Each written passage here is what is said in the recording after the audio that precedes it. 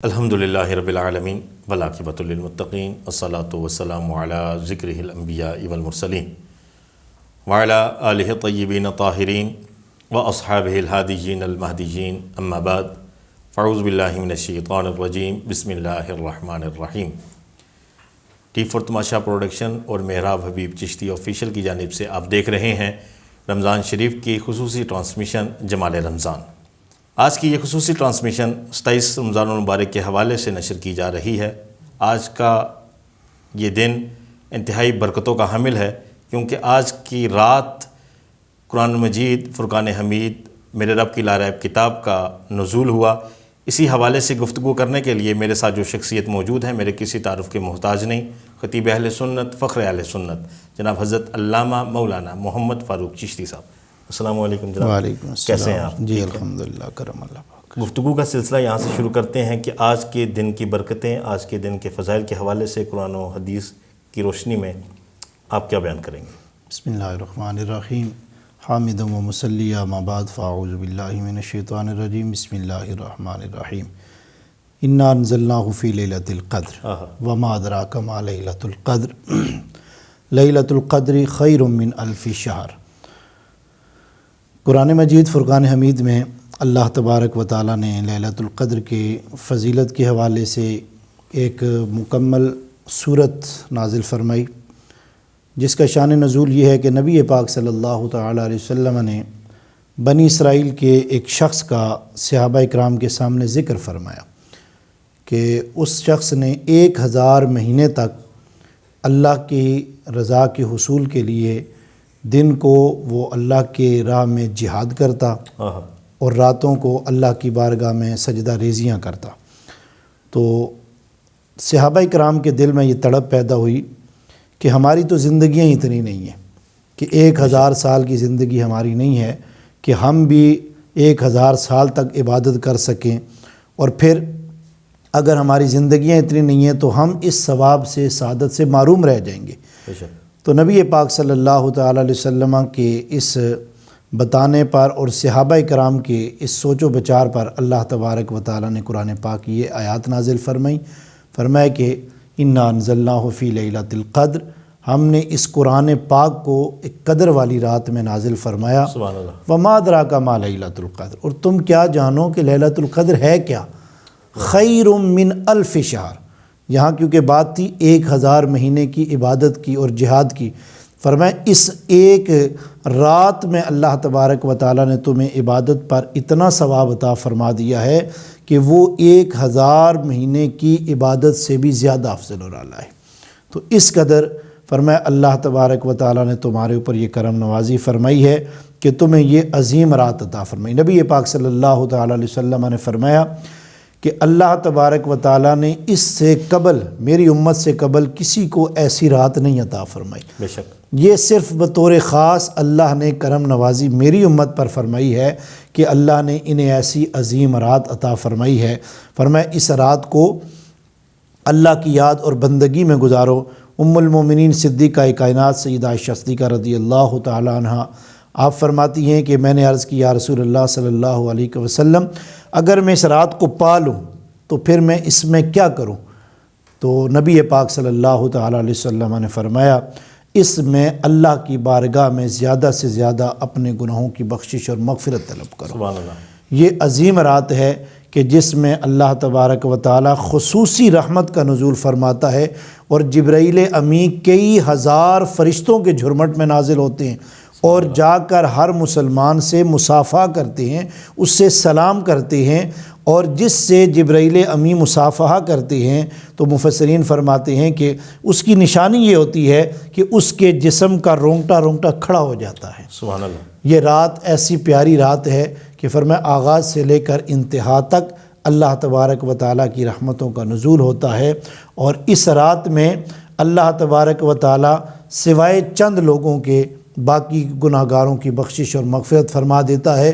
وہ چند لوگ کہ جو اس رات میں بھی اللہ کی رحمت سے، بخشش سے اور مغفرت سے محروم رہتے ہیں، ان میں اپنے والدین کا نافرمان ہے، عادی شرابی ہے، اپنے قریبی رشتوں کو توڑنے والا، قطع رحمی، جو اپنے قریبی رشتہ دار ہیں ان کے ساتھ تعلق توڑنے والا، فرمایا ان لوگوں کی اس رات میں بخشش اور مغفرت نہیں ہوتی ہے۔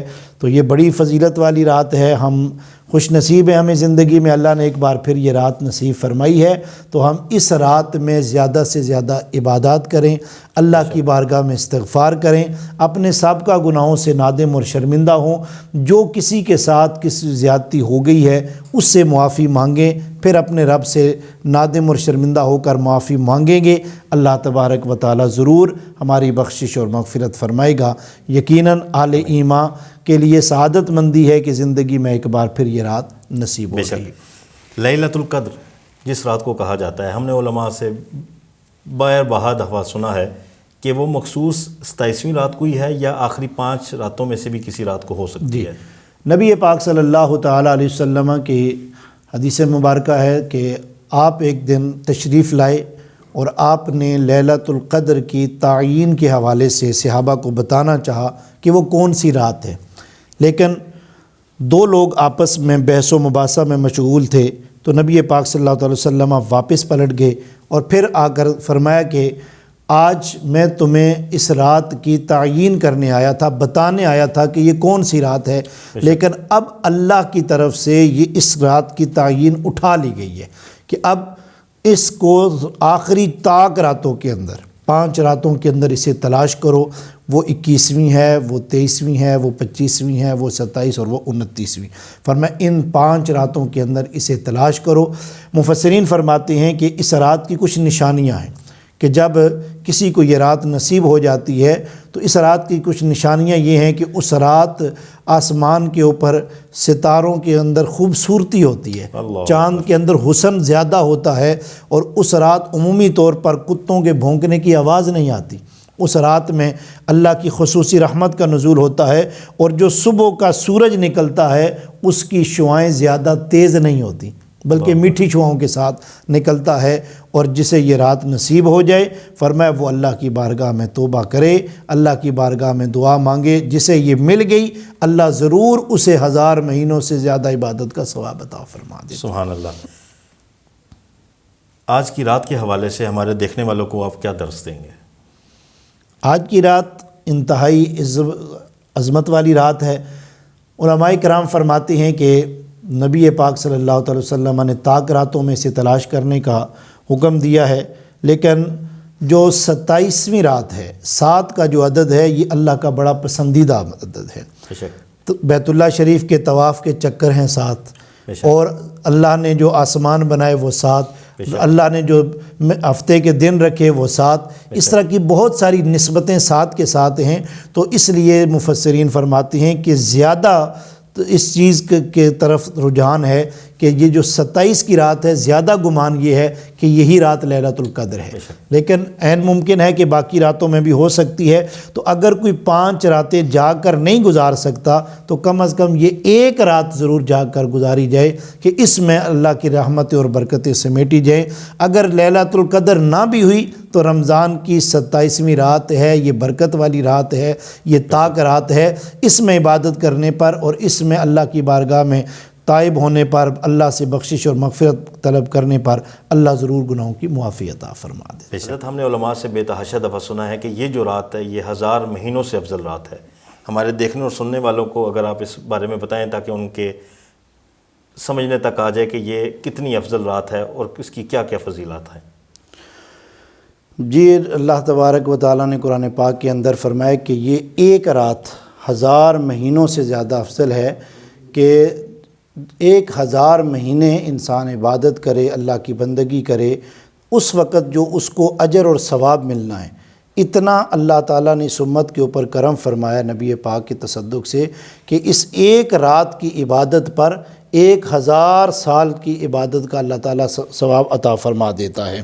اب یہ 1000 مہینوں سے افضل اسے قرار دیا گیا ہے، اور یہ تقریباً 1000 مہینے جو ہیں یہ 83 سال کی عبادت بنتی ہے۔ سبحان اللہ۔ گویا کہ اس ایک رات کی عبادت 83 سال کی عبادت پر اللہ تبارک و تعالیٰ نے اسے افضل قرار دیا، کیوں فرمایا خیر من 1000 شہر، یہ 1000 مہینوں سے زیادہ بہتر ہے۔ تو اتنی 83 سال کی عبادت سے بھی اللہ زیادہ اس ایک رات میں ثواب عطا فرما دیتا ہے۔ اور اس رات کے حوالے سے جب ام المومنین سیدہ عائشہ نے سوال کیا تو یا رسول اللہ اگر میں پا لوں تو کیا پڑھوں؟ آقا نے فرمایا یہ دعا پڑھو، اللہم انکا عفو کریم تحب العفو فاعف عنی یا غفورو یا غفورو یا کریم۔ اور ایک دوسری روایت میں نبی پاک صلی اللہ علیہ وسلم نے فرمایا یہ دعا کرو، اللہم انی اسألک العفو والعافیت والمعافات فی الدین والدنیا والآخرہ۔ یہ دعا اللہ تعالیٰ سے مانگے کثرت کے ساتھ۔ لب لباب یہ ہے کہ اللہ کی بارگاہ میں اپنی نیاز مندی پیش کریں اور اپنے گناہوں سے اللہ سے معافی مانگیں اور بخشش اور مغفرت کا سوال کریں، تاکہ یہ رات ہمارے لیے بخشش اور مغفرت کا ذریعہ بن جائے اور اللہ تعالیٰ اسے ہمارے لیے نجات کا ذریعہ بنا دے۔ حضرت ہم نے وہ دفعہ آپ کو سنا ہے، آپ کا ایک مخصوص انداز ہے جو اب تک نہیں آیا، میں چاہوں گا کہ ہمارے دیکھنے والوں تک آپ وہ اپنا انداز بھی ضرور پہنچائیں۔ خیر جیسے آپ کی خواہش ہے، میں کچھ اشعار ہیں تحت اللفظ ہی پڑھ دیتا ہوں۔ بسم اللہ۔ یہ بڑا خوبصورت کلام ہے علامہ صاحب چشتی رحمۃ اللہ تعالیٰ علیہ کا۔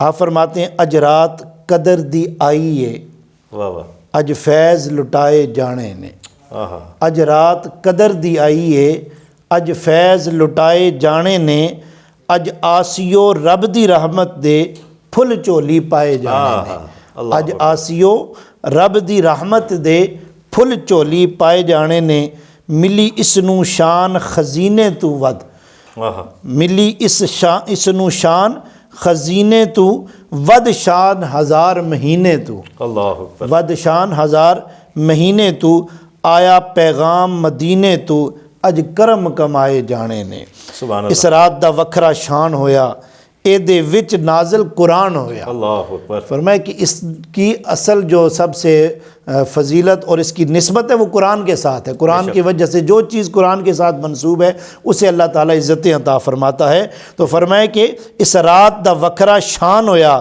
اے دے وچ نازل قرآن ہویا، اس رات نو جاگن والیاں دے ستے لیکھ جگائے جانے نے، اس رات نو جاگن والیاں دے ستے لیکھ جگائے جانے نے، اج منگتیو عرضاں کردے رہو، اج منگتیو عرضاں کردے رہو، رحمت تھی جولی بھردے رہو، جنت وچ روزے داراں دے اج کسر سجائے جانے نے، اللہ اکبر، جنت دے وچ سبحان اللہ، اج روزے داراں دے کسر سجائے جانے نے، جنت دے بوہے کھل گئے نے، رحمت دے جھنڈے چل گئے نے، جنت دے بوہے کھل گئے نے، رحمت دے جھنڈے چل گئے نے، سائم جے آسی مجرم بھی منزل تے پچائے جانے نے، سائم جے آسی مجرم بھی منزل تے پچائے جانے نے، اج رات قدر دی آئی ہے اج فیض لٹائے جانے نے۔ یہ عظیم رات ہے کہ جس میں اللہ کی طرف سے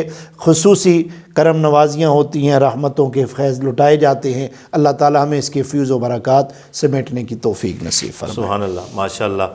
حضرت اپنی جانب سے ٹی فار تماشا کی پوری ٹیم کی جانب سے آپ کا انتہائی مشکور ہوں کہ آپ نے اپنی مصروفیات میں سے وقت نکال کر ہمارے اس پروگرام کو رونق بخشی ہے، اور دعا گو ہوں اللہ تعالیٰ لیلۃ القدر کی جو فضائل ہیں، جو برکات ہیں، ہم سب کو سمیٹنے کی توفیق عطا فرمائے۔ سامعین ذی احتشام، آج کے پروگرام کو ہم یہی اختتام کر رہے ہیں۔ کل انشاءاللہ العزیز ایک نئے پروگرام، ایک نئے مہمان کے ساتھ آپ کے سامنے پھر حاضر ہوں گے۔ تب تک ہم سب کو اجازت دیجیے، اللہ حافظ۔